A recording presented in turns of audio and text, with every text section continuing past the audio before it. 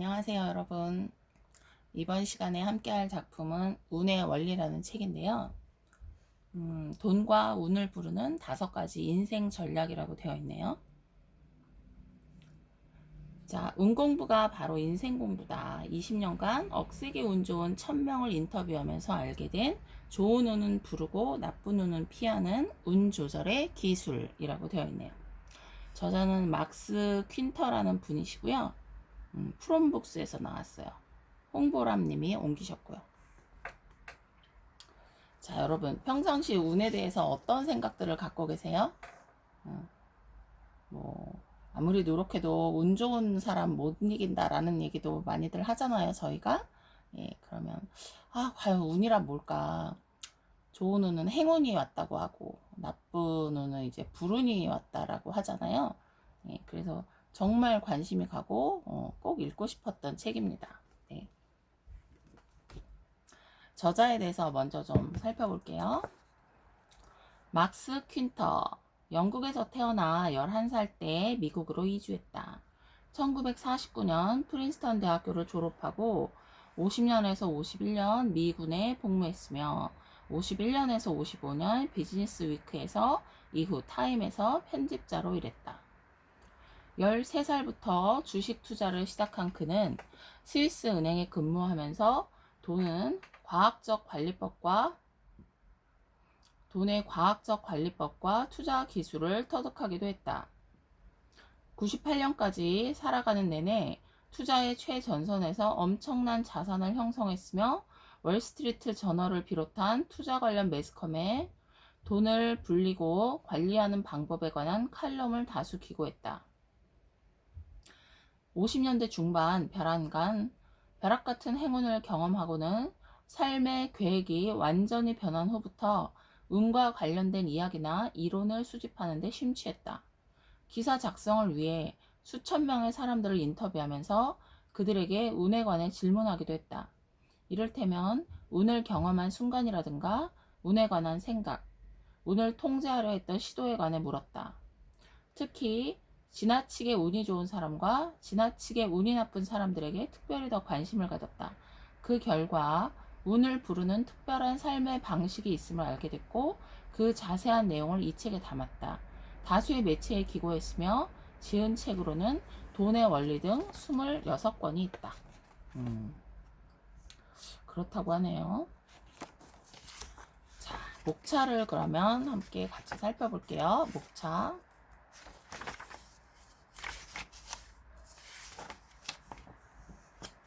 1부 운은 어떻게 존재하는가?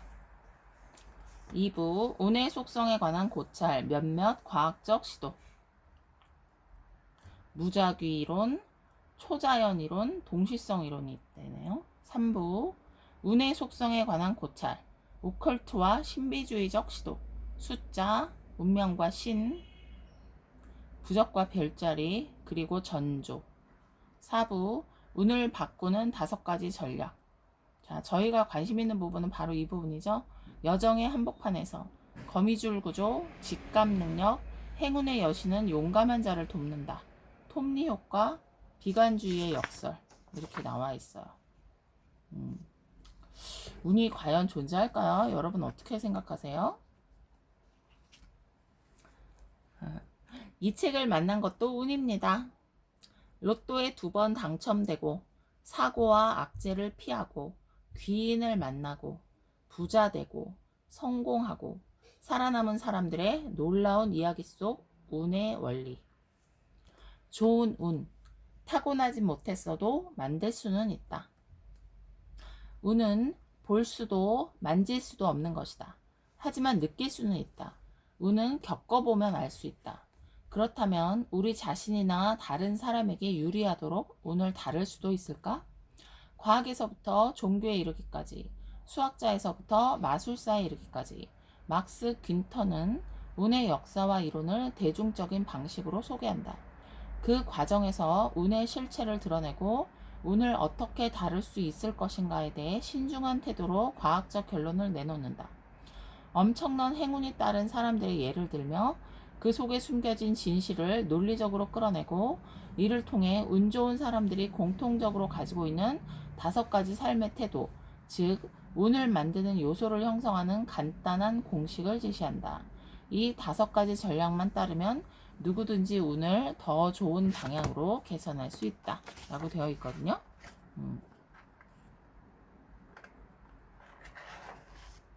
자, 5가지 특징 한번 볼게요. 1. 거미줄 구조. 운이 좋은 사람들은 거미줄 구조를 활용하여 행운이 흘러들어올 인간적 통로 역할을 할 수 있게 만든다. 2. 직감 능력. 운이 좋은 사람들은 의식적으로 알지 못할 수는 있어도 본능적으로는 보이는 것 이상을 인지하는 것이 가능하다는 것을 잘 안다. 3. 행운의 여신은 용감한 자를 돕는다. 현상. 일반적으로 운이 좋은 사람들의 삶은 일직선이 아니라 지그재그 형태를 띈다. 4. 톱니 효과. 운이 좋은 사람들은 불운이 더 악화되는 것을 막기 위해 무의식적으로 톱니 효과를 사용한다. 5. 비관주의의 역설. 웃으면 복이 온다라는 말은 오해의 소지가 매우 많은 표현이다. 객관적으로 운 좋은 삶을 살고 있다 여겨지는 사람들 대부분은 어울리지 않는 말이기 때문이다. 운이 좋은 사람들은 냉철하고 암울한 비관주의를 생존에 필요한 기본 소양으로 여겨 함양하려 한다. 여러분 어떠세요? 좀 마음에 와 닿으세요?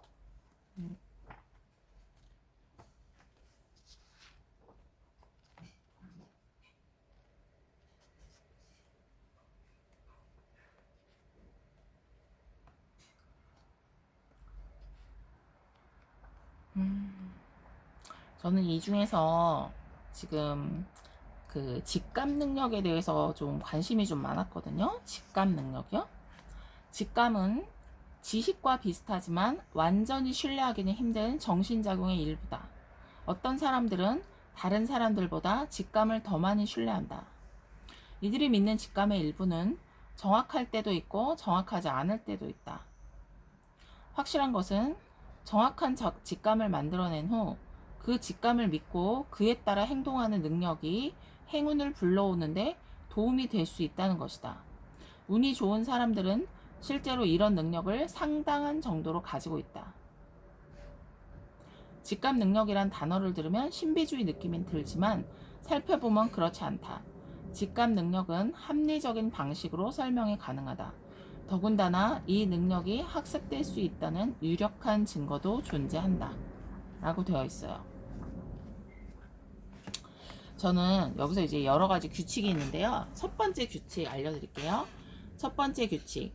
데이터베이스를 평가하는 방법을 배워라. 직감은 우리의 의지와 상관없이 스스로 찾아온다. 이런저런 것이 사실이라는 강한 느낌 말이다. 그것을 믿어야 할지 말아야 할지는 어떻게 알 수 있을까? 이 질문의 첫 번째 대답을 해저드의 말을 빌려하자면 이렇다.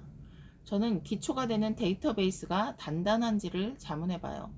당연히 이 직감의 바탕이 되는 정보가 무엇인지 저는 모르죠. 또한 그걸 알게 되리라는 기대도 하지 않아요. 하지만 제가 할 수 있는 일은 이런 정보가 실제로 존재할 수 있는지 질문해 보는 것이에요. 저는 이렇게 물어요. 내가 알지 못하는 사이에 이 상황에 대한 데이터를 모아왔다고 추측해 보는 것이 가능할까? 내가 이런 데이터를 모을 만한 위치에 있었던 걸까? 데이터를 실제로 볼 수 없음에도 그 데이터가 존재한다고 믿는 것이 합리적인 생각일까?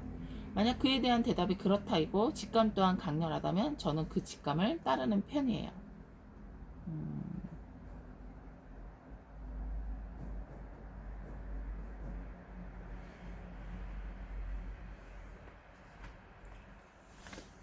자, 그리고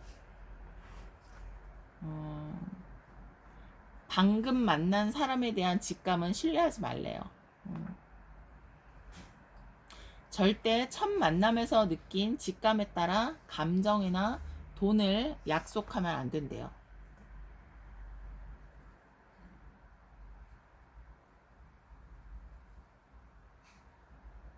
만약 30분 전에 누군가를 만났는데 이미 그 사람의 정직성이나 호의, 지능 등 그 밖의 다른 특징에 대해 직감이 왔다면 그런 직감은 신뢰할 수 없는 것으로 치부해야 한다. 어쩌면 충분한 데이터를 모으기에 충분한 시간을 보내지 못했을지도 모른다. 첫눈에 반한다는 것은 흥미로운 일이지만 매우 위험한 일이기도 하다. 두세 번 만나본 후 판단하는 것이 더 정확하다.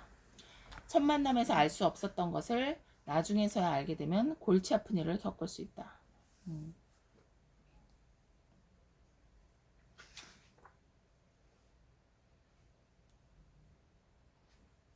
두 번째 규칙.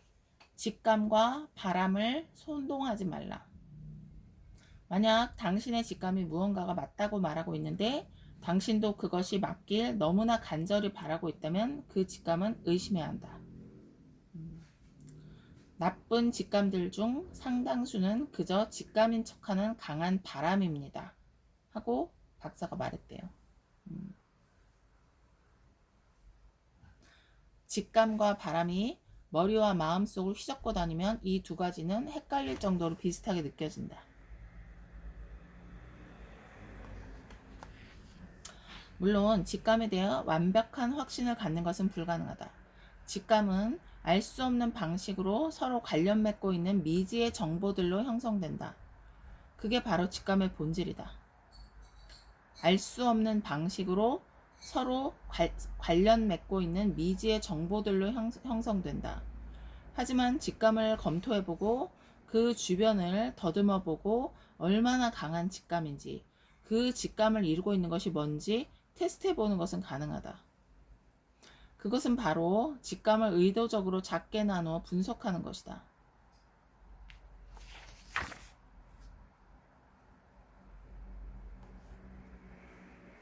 세 번째 규칙.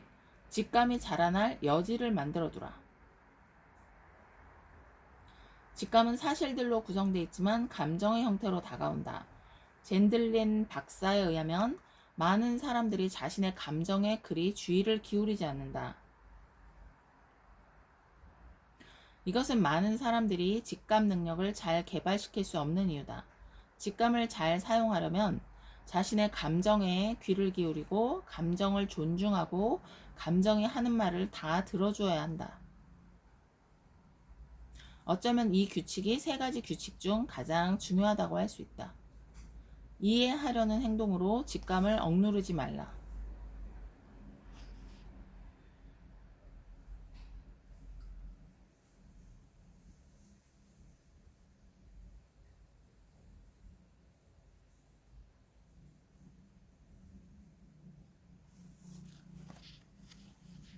젠들린 박사는 환자들의 문제는 개인적인 어려움의 근원을 찾아내서 그 문제를 헤쳐나가기 위해 어떤 방향을 취해야 할지를 알아내려고 한다는 거래요. 그런 환자에게 박사는 고요히 앉아 몸을 이완시킨 후 가능한 한 지적 사고 과정을 멈추라고 말한다. 뭐든 분석하려고 하지 마세요. 논리적으로 생각하지 마세요. 이해하려 하지 마세요. 다만 이 상황이 어떻게 느껴지는지를 자문해 보세요. 그 감정이 자유롭게 떠오르도록 두세요. 젠들린 박사는 상황에 대한 감정 속에 언제나 지적으로 이해할 수 있는 것보다 더 많은 내용이 담겨 있다고 말한다. 머리나 몸이 경험하는 것보다 감정 속에는 그 상황 전체가 저장되어 있다. 이는 엄청나게 풍부한 정보와 인상으로 구성되어 있는데 그중 많은 것들이 명시할 단어가 없는 정보들이다. 만약 당신이 문제를 해결하고 결정을 내릴 때 엄격하게 분석적인 방식을 고집한다면 언어로 깔끔하게 묘사되며 의식적으로 알고 있는 정보와 관련된 부분만 다루기를 고집한다면 스스로에게 너무 많은 제약을 가하는 것이다. 이는 마치 석유 시구를 하러 갈 때 1m까지만 팔 수 있는 드릴을 가지고 가는 것과 같다. 귀한 것들은 대부분 더 깊숙한 곳에 숨어 있기 마련이다.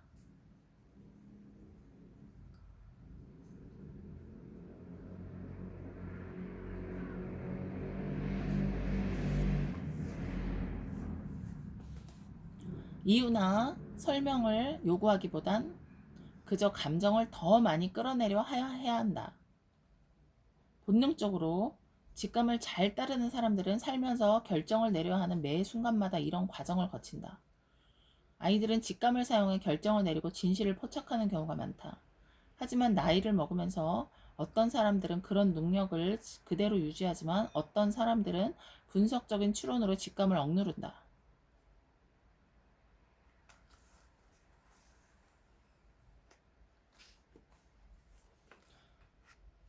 그 다음에 확실한 정보와 함께 감정적 정보도 수집하라. 감정적 정보란 기분, 인상을 말하며 분위기를 뜻한다.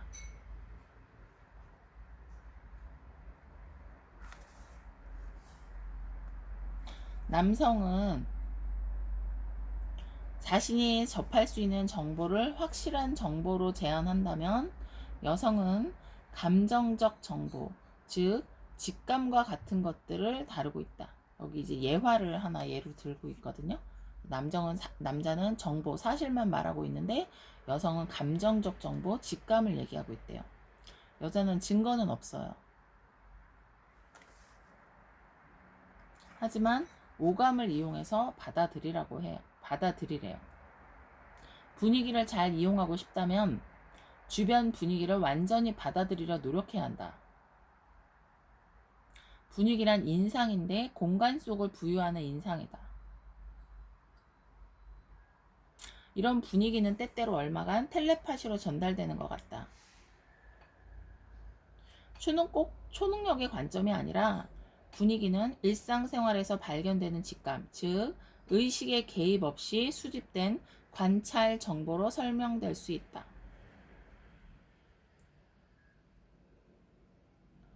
분위기라는 단어보다 감정적 정보라는 표현을 더 즐겨 쓴다.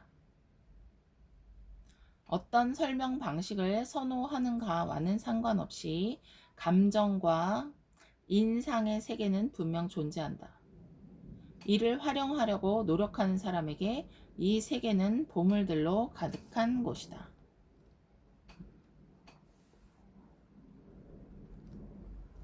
뭐 이런 내용들이 나와 있어요. 네.